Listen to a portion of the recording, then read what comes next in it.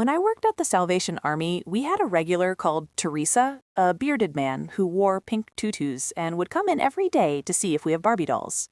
One day, he came in very anxiously and asked for a razor. I told him we didn't have one, and he started twitching and saying, "I need a razor, stop hiding them, just give me a razor," but with more cursing. When I tried to direct him to another store, he exploded and yelled, "I have a disease growing on my face. I am a woman. This beard is a disease on my face. You don't understand. You don't have a disease on your face. I need a razor."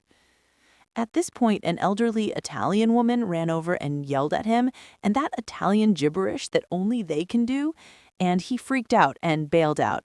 He came back the next day, back on his meds, and still had a beard.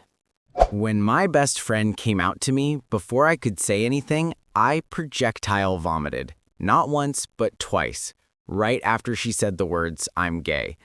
Luckily, it didn't land on her, but it was pretty messy. She assumed this was me showing my disapproval, ran out of my house crying, and went home. So here I am, with an upset best friend who thinks I don't love her anymore because she's gay, covered in my own vomit, which is also covering my kitchen floor, and enough nausea to take down a horse, not to mention horrific guilt for upsetting my friend.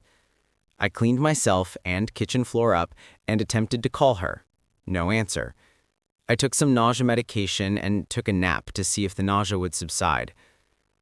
I wake up 12 hours later, and you guessed it, covered in my own vomit. Again. I went to the doctor and apparently had a really severe stomach virus. She prescribed me some meds and I was fine. I called my best friend again and she finally answered. I explained to her that I was totally fine with her being gay and was 100% supportive of her. I explained the stomach virus situation and told her I had directions on how to take care of myself to prove it. 2 years later, we're still best friends, and now we love to laugh about my projectile vomiting. My dad was a bouncer in the early 80s and was working in New Hampshire at a bar near a ski lodge. These 6 townies come in and within an hour start a fight with all the bouncers.